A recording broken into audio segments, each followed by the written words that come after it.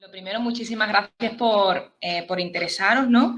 Y por acudir a estas jornadas que el Gobierno de Cantabria ha organizado con la Escuela de Tiempo Libre.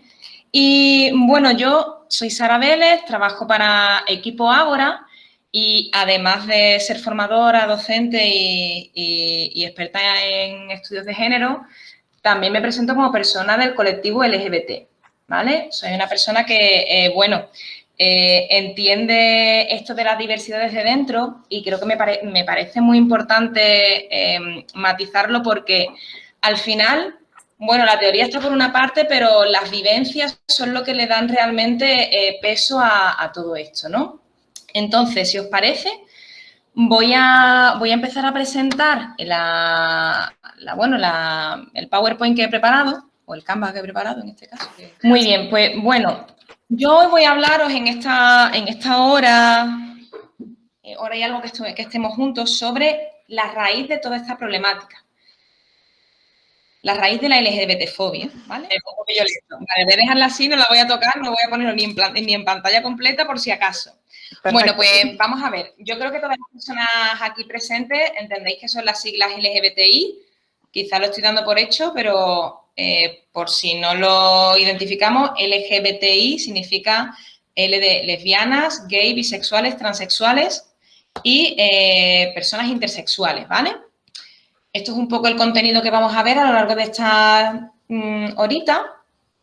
Y bueno, lo primero, me gustaría dejar claro que aquí en España nos encontramos con respecto a otros países en una situación bastante privilegiada.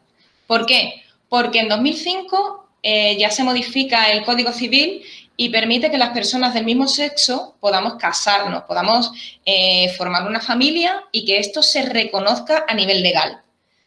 Además, en 2007, las personas trans también tienen la oportunidad de cambiar su registro en las administraciones pertinentes. Y encontramos, además, un observatorio contra la LGBTI-fobia que se encuentra en Madrid. Además, bueno, el Código Civil ha modificado ciertos artículos para incluir la LGBTI-fobia como una discriminación más. Y aparte de todo esto, en España tenemos algunas leyes autonómicas que protegen los derechos de las personas LGBT, lo cual me ha sorprendido descubrir que en Cantabria no hay todavía una legislación, pero bueno, yo imagino que esto será cuestión de tiempo. No, sí que la hay, Sara. ¿Ya la hay? Sí, la han aprobado el año pasado. Ah, vale, perfecto, por eso no la he encontrado. Bueno, pues las comunidades poco a poco también van contemplando los derechos de las personas LGBT en sus comunidades autónomas, ¿no? Además, un dato curioso es este, mirad, si no entendéis inglés no pasa nada, yo os lo explico. He empezado a buscar, por curiosidad, cuál es el volumen de población que se reconoce como perteneciente al colectivo LGBTI, ¿no? Y bueno, desde la generación del baby boom hasta ahora, podemos ver que ha ido en aumento. Actualmente, pues vemos que en la generación Z, que se llama, que sería la última justamente antes del cambio de siglo, vemos que el 15% abiertamente se denomina como que ha sentido en alguna ocasión atracción por las personas del mismo sexo. Otro 15% dice que se siente atraído en el mismo nivel por un sexo o por otro. Y un 11% pues habla de que se siente solamente atraído por el mismo sexo, ¿no? Entonces, bueno, vemos que el colectivo LGBT se va abriendo cada vez más. Hay más personas que se declaran de esta forma. ¿Por qué? ¿Porque hay un aumento de población LGBT? No. El motivo es porque al tener leyes que contemplan tus derechos, las personas se sienten en más libertad para poder declarar su verdadera identidad, su verdadera forma de sentir. Sin embargo, a pesar de que estamos en España, en Europa, y que nos encontramos en una situación privilegiada con respecto a otros lugares, la verdad es que, a pesar de todo esto, estos son algunos de los datos que he encontrado de estudios de Feld o de COGAM o de colegas. vemos que el 50% de las personas LGBTI en España evitan coger de la mano a su pareja por miedo a que les agredan o que les digan algo.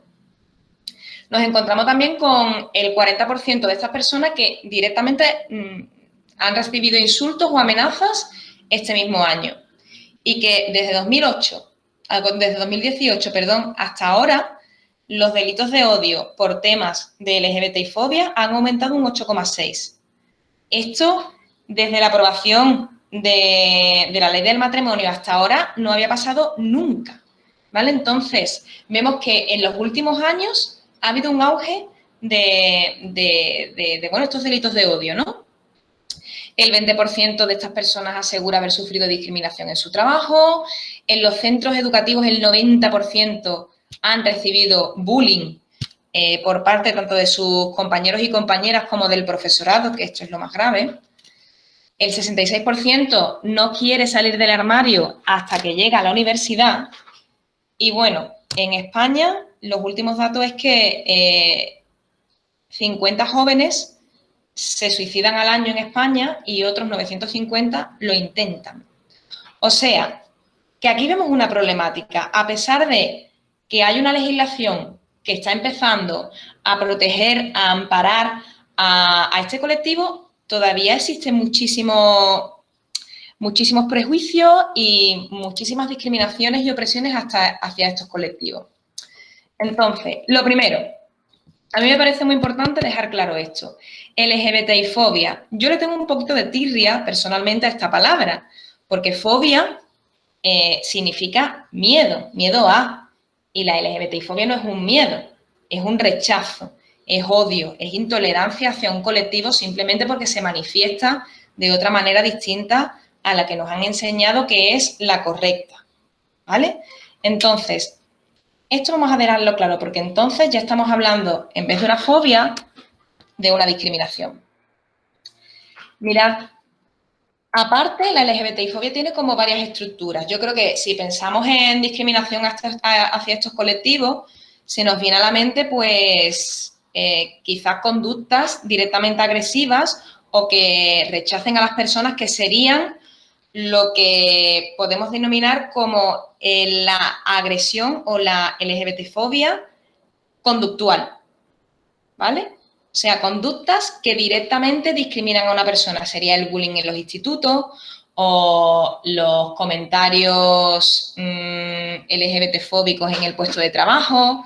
Todo esto sería conductual, son conductas que se pueden ver claramente, ¿vale? Insultos, etcétera, etcétera. Pero me parece muy importante también hablar del resto. Vamos a empezar, por ejemplo, con el autoconcepto. Esto sería en una sociedad donde nos han educado para ver solamente una forma de sentir o de amar y solamente dos opciones o dos modelos en los que identificarte, el de hombre masculino heterosexual o el de mujer femenina heterosexual, eso lo vamos a ver un poquito más adelante. ¿Qué pasa cuando tú te defines o que tú te percibes diferente? El problema, muchas veces lo que pasa es que estas personas se rechazan.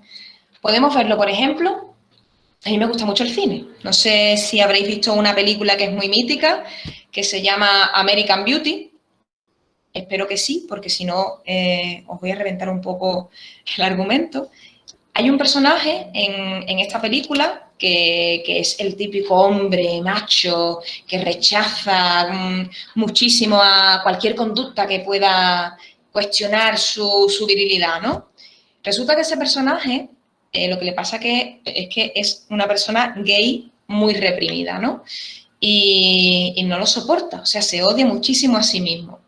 Podemos ver también esta conducta hace poco, yo no sé si visteis las noticias, en la Eurocámara había un eurodiputado de Hungría que, bueno, pues estaba en contra absoluta de todos los derechos de las personas LGBT, era homófobo, tenía muchísimos comentarios LGBT-fóbicos y a este señor lo pillaron en una orgía con no sé cuántos tíos en la misma sala, ¿no? Entonces, el autoconcepto es muy importante en este sentido, ¿no? Entonces, cuando tú no te aceptas a ti mismo, aquí viene lo demás, ¿no? Luego, a nivel cognitivo sería justificar ciertas conductas LGBT-fóbicas, como por ejemplo, es que les han atacado por la calle porque es que van por ahí provocando, ¿vale? Es que si no tuvieran tanta pluma, no les pasaría nada. El justificar ciertas conductas. Es que, claro, tantísimas personas afectadas por SIDA porque es que eran unos viciosos, ¿no? Entonces, un montón de comentarios casposos que lo que hacen es justificar a quien agrede y poner el foco en la persona que está recibiendo el ataque, ¿vale? Esto sería un poco, pues, pasa lo mismo con el tema de la violencia sexual, ¿no? Vemos aquí en España como cada vez que se produce un caso de violación, siempre se termina justificando al violador y poniendo el dedo acusador sobre la persona que lo ha sufrido, ¿no? Pues bueno, esto sería el cognitivo. El político-social serían conductas del estilo: yo no soy homófobo o bífobo o transfobo, pero, ese pero, ¿no? Pero es que el orgullo, eso es una ordinaria. O es que, es que se van besando en público, ¿qué necesidad tienen? Que lo hagan de puertas para adentro.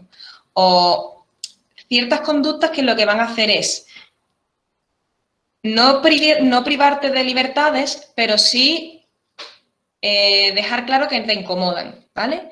Y ya por último, he dejado bueno, también el institucional sería la postura que tiene tu país o tu municipio con respecto a este tipo de ataques. Si toma medidas contra las LGBTI-fobia o si lo que hace es castigar a cualquier conducta que sea diversa, ¿no? Por ejemplo, en Rusia hace poco han prohibido de nuevo el matrimonio homosexual, ¿vale? Pues las instituciones están demostrando que estas personas no tienen ningún tipo de amparo. Aquí en España, por suerte, las leyes van siempre pues a más.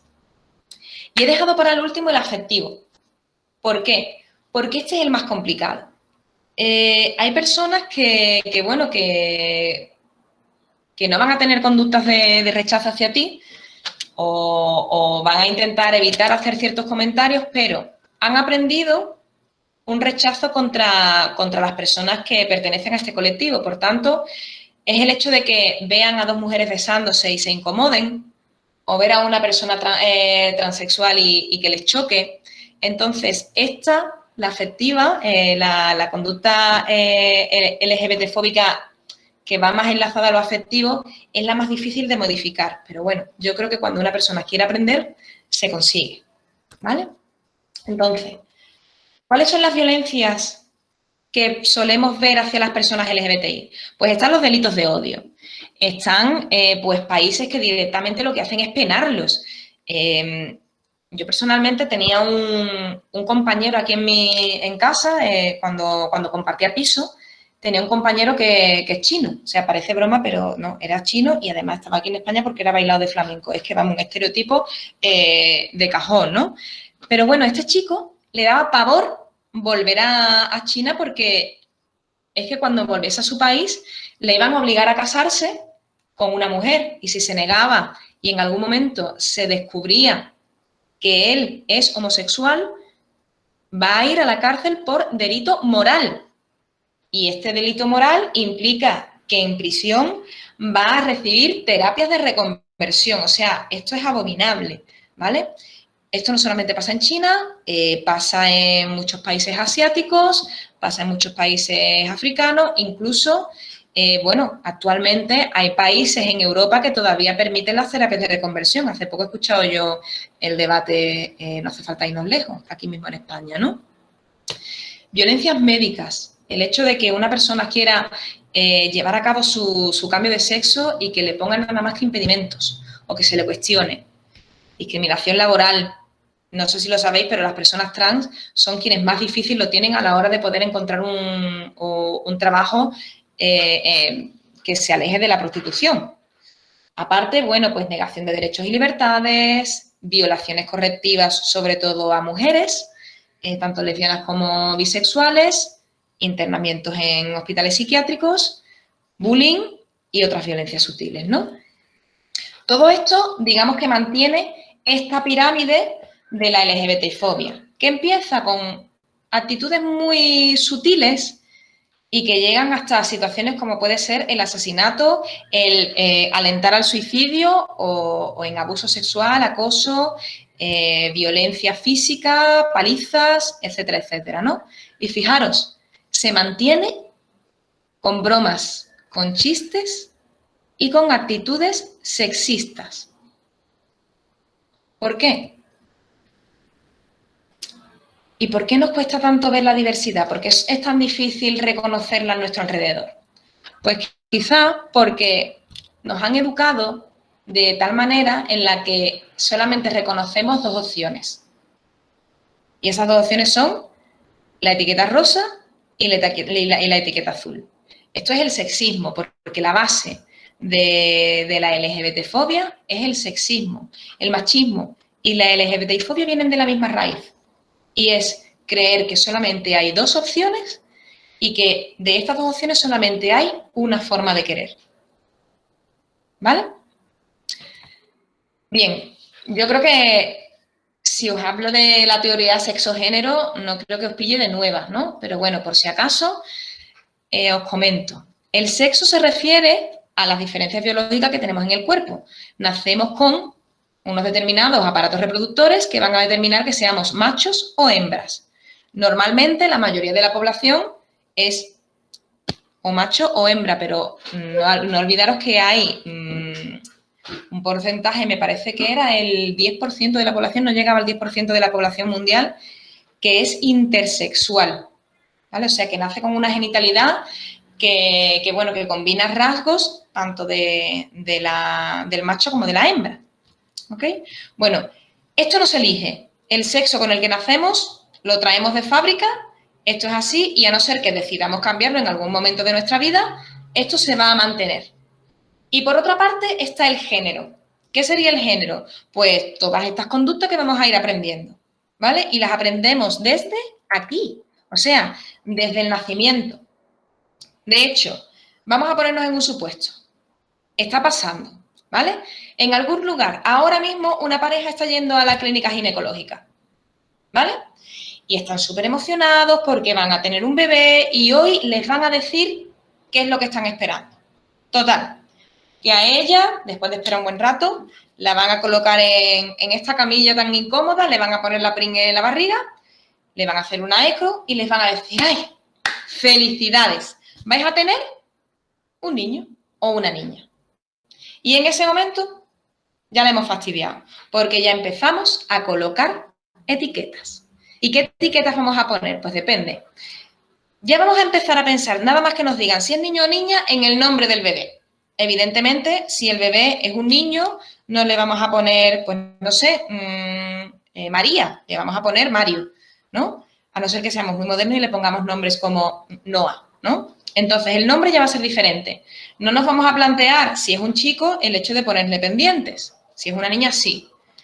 ¿Cómo vamos a decorar la habitación? Pues probablemente, si es una niña, podemos pintarla de rosa, de azul, de verde, de amarillo, de blanco, del color que sea. Pero si es un niño, podemos pintarla de blanco, de verde, de amarillo, de azul, pero probablemente de rosa, no. Aquí ya vamos a empezar a diferenciar y vamos a empezar a esperar una cosa diferente de unos y de otras. Sería pues este lavado de cerebro en el cual nos van a hacer creer que hombres y mujeres somos diferentes y que hombres y mujeres nos tienen que gustar determinadas cosas, ¿vale? ¿Cómo lo aprendemos? Si es que tenemos estímulos por todas partes, vamos a aprender en nuestra familia, en los medios de comunicación, en las redes sociales, en los videojuegos incluso. No sé si jugáis, pero actualmente los videojuegos son la industria audiovisual que más se consume. Y esto es otra forma de retransmitir roles de género, ¿vale?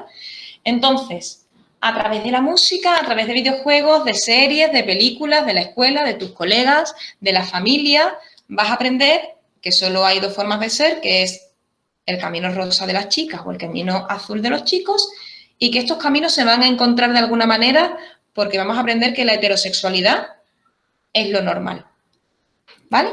Entonces, nos educan en la heteronorma, en la cual dos personas diferentes, porque van a tener características distintas, ellas delicadas, amorosas, presumidas, bla, bla, bla, se encuentran con ellos fuertes, protectores, proveedores. Entonces, de esta unión del mundo reproductor y productor, nace la unión perfecta, que lo que pretende es, pues,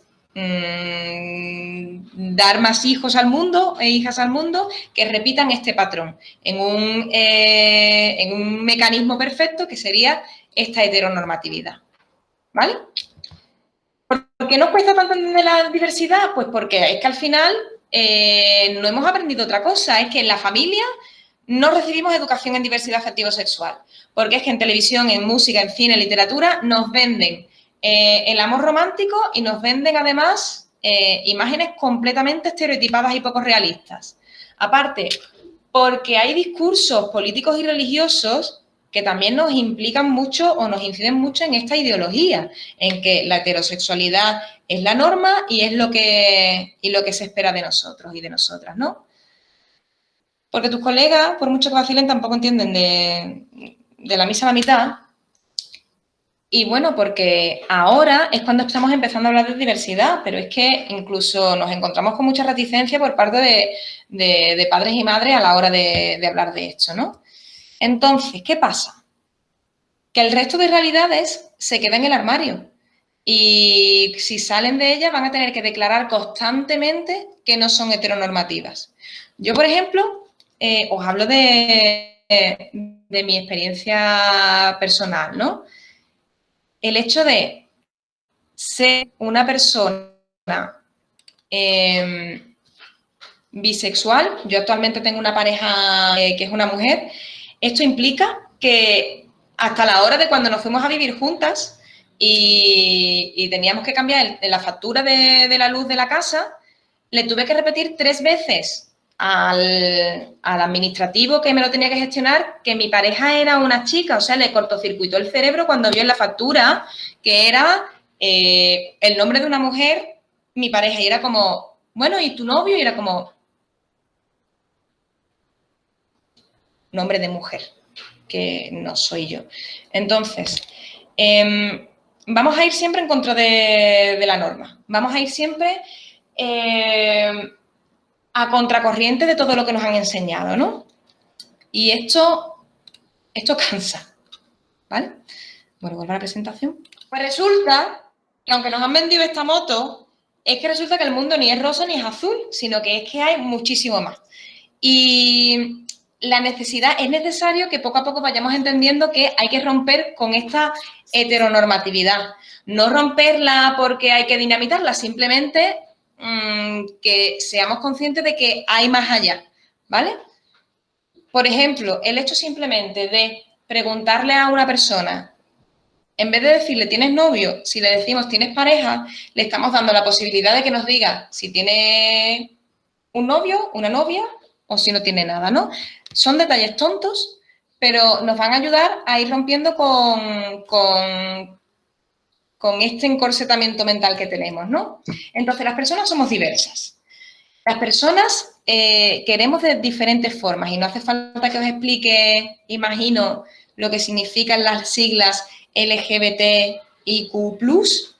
Imagino que quizás el compañero ayer las explicó, pero bueno, digamos que las primeras siglas hacen referencia a la orientación sexual, LGB.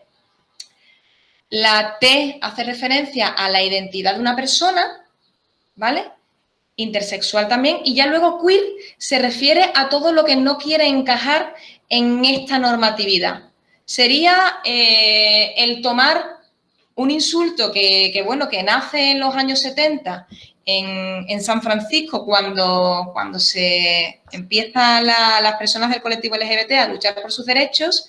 Se las llamaba queer, raro, rarito, bicho raro, marimacho, marica, era un poco para englobar todo a este colectivo y las personas que pertenecían a él dijeron, bueno, si esto es un insulto, lo voy a tomar como una identidad para que ya no duela. Si lo tomas como una identidad, ya deja de ser un ataque. Que, por cierto, no sé si lo sabéis, pero con el feminismo pasó lo mismo. Feminista es un intento de insulto por parte de... Imagino que conocéis a Alejandro Dumas, el escritor del Conde de Montecristo, por ejemplo. Pues este escritor tuvo un hijo que también escribía, era periodista, Alejandro Dumas hijo, no se comió mucho la cabeza el hombre, y cuando en Francia las mujeres, después de haber participado en la Revolución Francesa, en este cambio de sistema de monarquía totalitaria a la firma de los derechos del ciudadano, estas mujeres que se quedaron sin ser ciudadanas, porque no eran ciudadanos, ¿no? Empezaron a luchar por los derechos por su derecho al voto, ¿no? Entonces, tanto estas mujeres como hombres que empezaron a luchar por este movimiento, recibieron ciertos insultos. Feminista era el insulto que se le ocurrió a este señor, a Alejandro Dumas hijo, haciendo alusión a una enfermedad que se padecía en esa época bueno, que te dejaba la piel más clara, que te dejaba como los rasgos más afeminados, se te caía el vello y, bueno, pues era un intento de insulto, ¿no? Fijaros, ahora la moda es feminazi. El tema es que, volviendo un poco a lo que decía, las personas somos mucho más diversas de lo que nos han vendido. De hecho, la identidad de una persona se construye en 4 dimensiones, ¿vale? Y estas dimensiones son las siguientes. Este es el esquema de una identidad, que hace referencia a identidad de género, expresión de género, sexo biológico y orientación. Voy a explicar cada una de ellas, ¿vale? Si nos vamos al cerebro, he intentado esquematizarlo de una forma que se haga visual para que lo entendamos. Vámonos primeramente a esta identidad de género, ¿vale? Sería cómo tú te percibes a ti misma. Vamos a hacer este esquema o vamos a aplicarlo, si queréis, conmigo misma, ¿vale? Yo esto siempre lo hago en los talleres con adolescentes. Como sé que en la mayoría de ocasiones en la adolescencia es en el momento en el que nos empezamos a plantear esto, hay gente que lo tiene claro desde antes, ¿no? Pero nos estamos empezando a plantear nuestra identidad real en la adolescencia, con todos estos cambios hormonales que tenemos y tal, ¿no? Que además cuando aparece el deseo, tal. Entonces, yo siempre me pongo en el medio para que hagan ese esquema conmigo. Entonces, si hablamos de identidad de género, estamos hablando de cómo tú te percibes a ti mismo o a ti misma. Si tu identidad, si tu concepción de quién eres coincide con tu genitalidad, eso significa que eres una persona cis-sexual. O sea, yo soy una mujer que nació con una genitalidad femenina, y yo me siento mujer, por tanto, soy una mujer cis.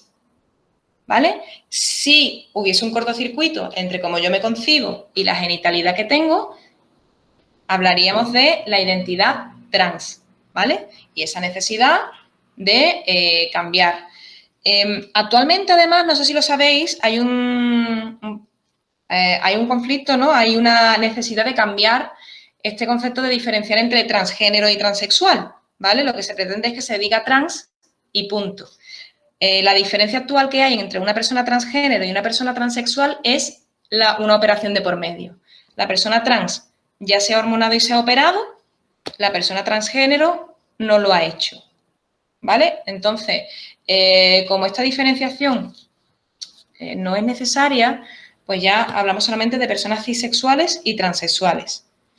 Como veis, yo os planteo una línea, ¿vale? Porque la identidad de una persona puede ir de un extremo a otro, pero en esa línea hay como muchísimas gamas de por medio. Sería como entre el blanco y el negro hay mucha gama de grises por medio, ¿no? Entonces, una persona puede ser completamente cisexual o transexual, pero en medio está, por ejemplo, las personas no binarias, que no se identifican con ninguna de estas. Se quedarían como en el medio o que se prefieren quedar oscilando en alguna parte entre esa línea, ¿vale? Por ejemplo, serían las personas que se denominan ellas, ¿vale? que hay tanto conflicto ahora con el tema del lenguaje inclusivo y de este uso. No me voy a meter ahí, pero bueno, ahí está, ¿no? Luego, la expresión de género sería el cómo yo me expreso con el mundo, ¿vale? La expresión de género iría con el hecho de la ropa que uso, cómo me muevo, cómo hablo. Entonces, teniendo en cuenta conmigo que, bueno, llevo pendientes, me pinto los labios y, bueno, no lo veis, pero llevo una falda, entonces podría decirse que soy una persona que se expresa de una forma femenina. Entonces, soy una mujer cis que se expresa de forma femenina. Y ahora vamos al sexo biológico. Como os he dicho, es lo que tenemos son los genitales que tenemos, ¿no? Y en mi caso, pues como he nacido con genitalidad femenina, soy una hembra. ¿Vale? Y ahora, independientemente de todo esto, de mi identidad, de mi expresión y de mi sexo biológico, aquí está ya la orientación afectivo-sexual. Esto es independiente a todo lo demás. ¿Por qué además? Porque tú no puedes saber mirando a una persona qué es lo que le gusta o por quién le late el corazoncito, por quién se pone nervioso y le sudan las manos, ¿no?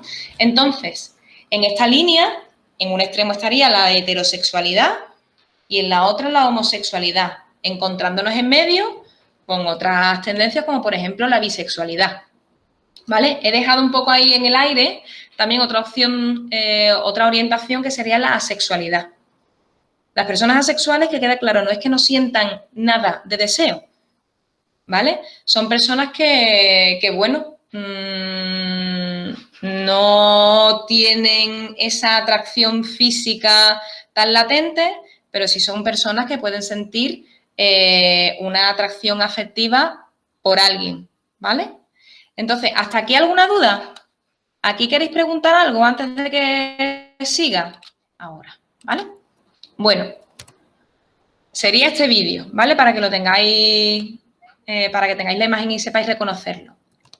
Bueno, entonces, con tanta diversidad, con tantas posibilidades, porque es que si nos damos cuenta podemos estar hablando de una mujer trans lesbiana o con un hombre afeminado heterosexual. Podemos estar hablando de muchísimas clases de identidades, con muchas formas de expresiones. Mira, por ejemplo, Mario Vaquerizo. Mario Vaquerizo sería un hombre heterosexual que, bueno, que juega un poco con la androginia, ¿no? Y que se expresa además muchas veces desde lo femenino. Sería un ejemplo perfecto de esta ruptura de la heteronorma, ¿no? Y encontramos muchos personajes más así. Entonces, ¿creéis que la heterosexualidad es realmente lo normal o simplemente es la norma que nos han impuesto? Con esta idea, ¿cómo podemos prevenir entonces la LGBT-fobia? Sobre todo teniendo en cuenta, sé que hay muchas personas que estáis asistiendo a esta charla que pertenecéis a colectivos de educación, que trabajáis con menores, que trabajáis con población joven. Y bueno, ¿cómo podemos poner nuestro granito de arena para ello? Pues, por ejemplo, cuidando el lenguaje, creando espacios donde las personas se sientan seguras.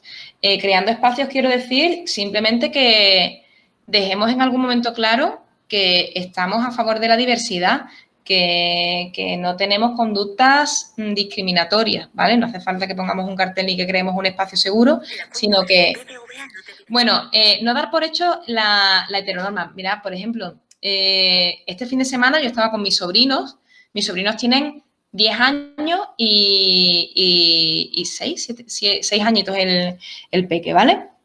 Simplemente el hecho de preguntarle, oye, ¿te gusta alguien? En vez de decirle, ¿te gusta alguna niña? Oye, ¿te gusta alguien? Darle la posibilidad de que te diga sin ningún tipo de tapujos, si sus intereses van por una parte, van por otra, van por ambas, vamos a dar un poco más de libertades, ¿no? Y luego, visibilizar referentes, querer visibilizar referentes, ¿vale? El hecho de querer ver las cosas es importante. Por ejemplo, yo en mi familia, ¿no? Puedo decir que he tenido mucha suerte con la gran mayoría de miembros porque aceptan mi identidad, aceptan mi orientación, aceptan a mi pareja actual como de la familia, pero la verdad es que me he encontrado con algunas personas de mi familia que se niegan a algo tan simple como decir que mi novia es mi novia, ¿no? Entonces, ver que se utiliza el término novia, novio, con otras personas, con las parejas de mis primos o de mis primas, pero que no se utiliza con la mía, eso es una forma de discriminación, ¿vale? Están restando la importancia a la persona con la que yo comparto mi vida, con la que yo comparto mis proyectos, y esto es necesario. Estas son cosas que hay que hacer, visibilizar, decir las cosas claras. No son amigas, son parejas, ¿no? Y, por supuesto, lo que también podemos hacer es denunciar comportamientos LGBT-fóbicos, tanto por parte de nuestro alumnado, tanto por parte de nuestros familiares, las personas que nos rodean, incluso de compañeros y compañeras de trabajo. El tema del lenguaje. El tema del lenguaje no solamente es nombrar las cosas, ¿no? Lo que no se nombra no existe, sino también intentar eliminar formas de un poco coloquiales de hablar que son descalificaciones. Por ejemplo, el uso de palabras como marica, nenaza, marimacho, es que tiene pluma, travelo, sarasa. El lenguaje importa porque el lenguaje es la herramienta que tenemos para transmitir conocimiento, ¿vale? De hecho, hay en Internet, hay en YouTube una charla que habla de la fuerza del lenguaje y de cómo, según el concepto que tengamos, la forma cambia. Por ejemplo, en alemán, esa lengua imposible, en alemán, palabras como sol y luna no tienen el mismo género que aquí. O sea, sol allí es femenino y luna es masculino. El hecho de ese pequeño detalle hace que la mitología, el folclore, las canciones y los adverbios que se le atribuyen a esas palabras son diferentes que aquí. Pasa lo mismo con la palabra puente, por ejemplo. Aquí tú un puente te lo imaginas sólido, fuerte, no sé. Allí es femenino, pues allí el puente tiene características como elegante, bonito. Son cosas que, bueno, hay que tener en cuenta porque el pensamiento, el lenguaje es lo que hace que codifiquemos nuestro pensamiento. Si utilizamos palabras que las relacionamos con insultos, vamos a decir que salirse de la heteronorma es algo negativo, ¿vale? Entonces, desde el lenguaje, ¿qué podemos hacer? Eliminar ciertos comentarios o ciertas palabras y visibilizar otras realidades, ¿vale? Promover espacios de confianza, pues lo mismo. Mostrarte con una actitud abierta, con una postura amigable con respecto a la diversidad. Que alguien sepa que bueno, que vas a estar a favor de que si se abre contigo, lo vas a recibir bien. Hace poco estuve dando un taller sobre diversidad y prevención del bullying con primaria, ¿vale? Estaba con quinto de primaria.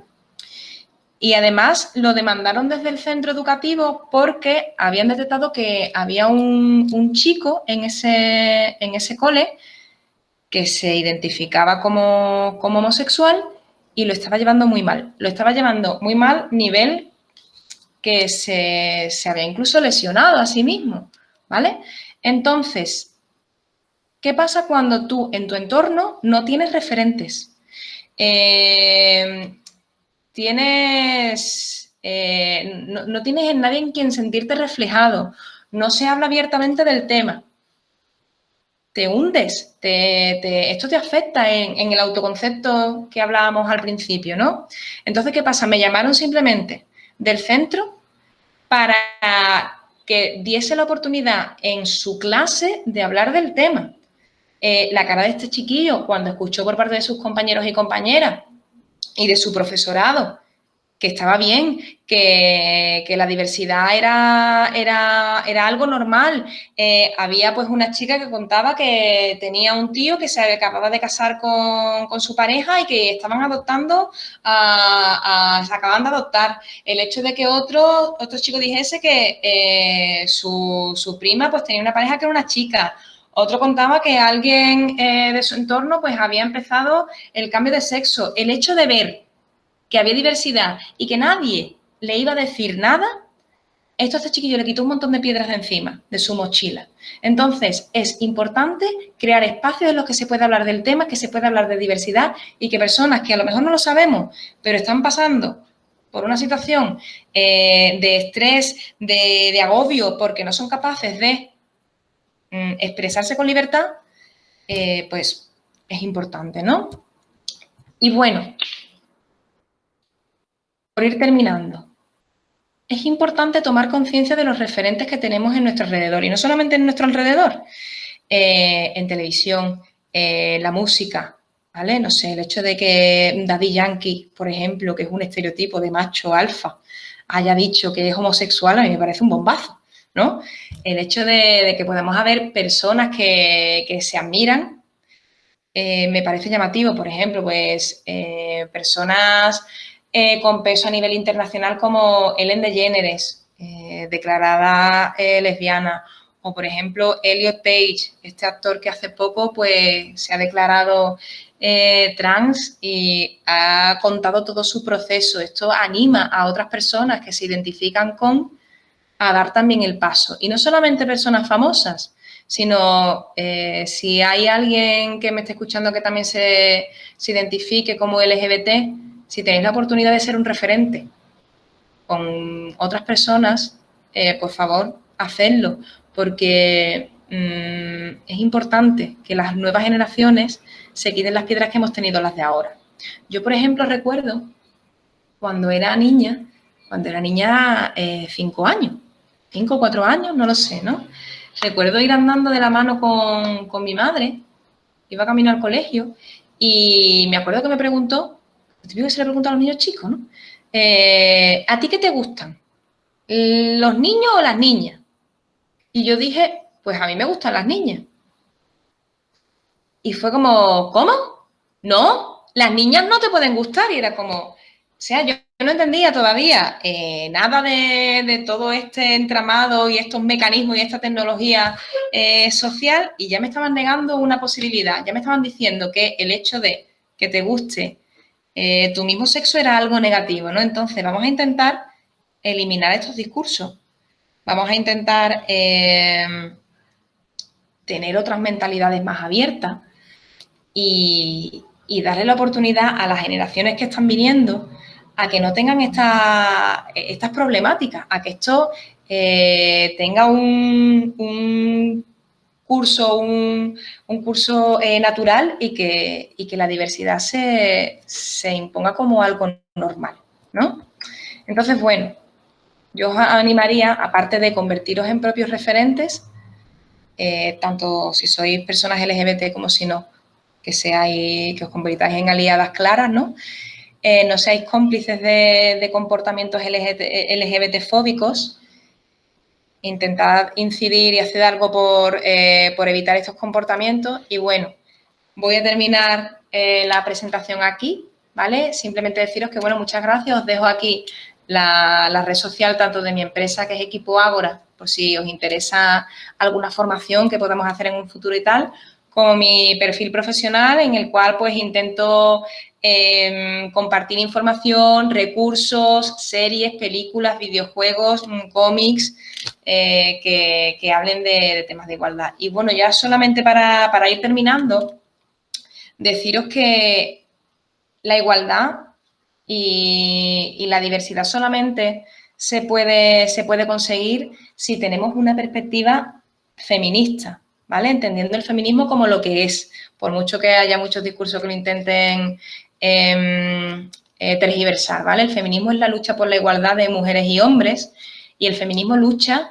contra contra el patriarcado y contra esta heteronormatividad, ¿vale? Intenta deshacernos o intenta desetiquetarnos de de todos estos estereotipos de género, y si lo conseguimos, yo creo que vamos a ser personas mucho más libres y mucho más felices.